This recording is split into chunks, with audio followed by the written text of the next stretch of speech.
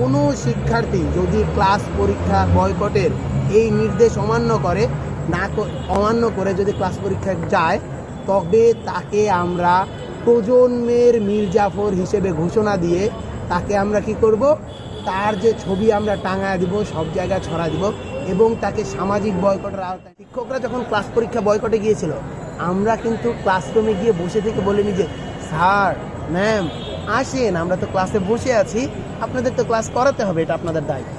আমরা বুঝেছি যে এটা তাদের একটা যৌক্তিক দাবি ছিল এবং যৌক্তিক দাবিতে তারা সরকারকে প্রেশারাইজ করার জন্য, অথরিটিকে প্রেশারাইজ করার জন্য একটি হার্ডলাইনের স্টেপ নিতে পারেন এবং আমরা শিক্ষার্থীরা তাদেরকে সহায়তা করেছিলাম। আমরা তাদের প্রতি পজিটিভ দৃষ্টিভঙ্গি পোষণ করেছিলাম।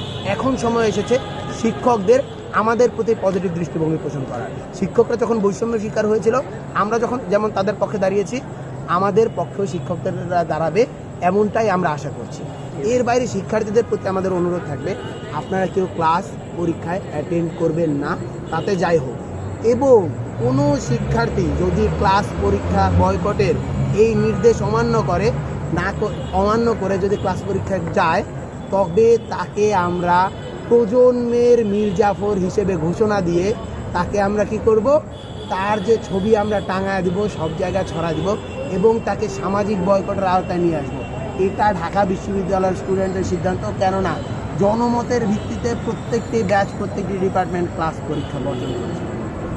এবারের লড়াই আমাদের অধিকার আদায়ের লড়াই, এবারের লড়াই বৈষম্যবিহীন বাংলাদেশ করার লড়াই।